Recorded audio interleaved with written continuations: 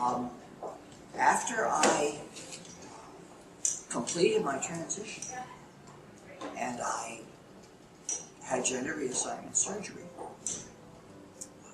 and I had spoken with my primary care physician, who said they were comfortable, had no problem with my transition and my case.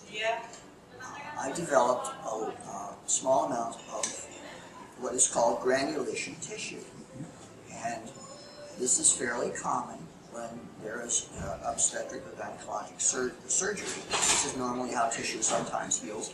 It's a very simple treatment.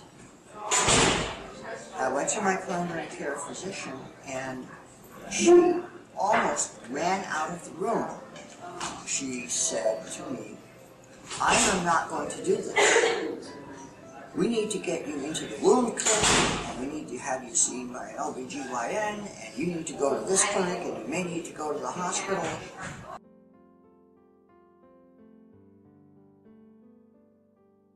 And I too ran into some discriminatory issues for the same reason.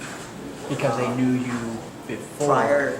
They knew me prior to transition. Now, I was working in the healthcare field, and part of my job required me to be in the operating room, which means I had to change into surgical scrubs in order to do this.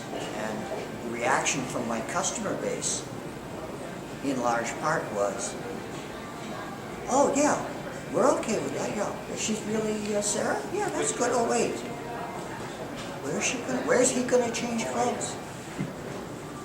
And out of the almost 30 customer sites I had, there were 5 who allowed me to use the nurse's locker room to change into surgical scrubs. The rest of them would hand me a set of scrubs and say, "Here, go find a public restroom to change it."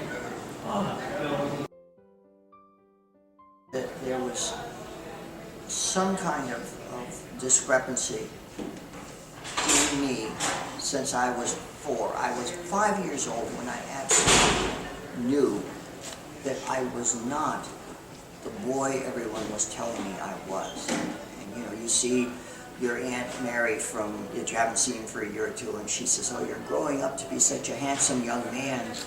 And in your mind you're screaming, "No, I'm not." And she was attending a high school with about 1,200 other students. And I recognized that if I had tried to transition while she was still in high school, having lived in the community 25 years, that word would have filtered down eventually into the high school, and she would have been associated with me at some point, and her life would have become much more complicated, which she didn't need. So I waited until she was out of high school before I began to transition. I actually transitioned, I began living as myself when I was 57 years old. I waited that long.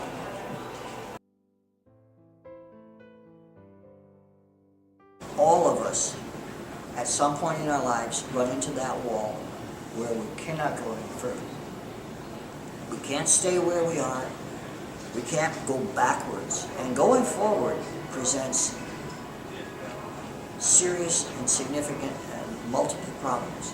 But at some point, we have to make that decision. Life will force us to make that decision.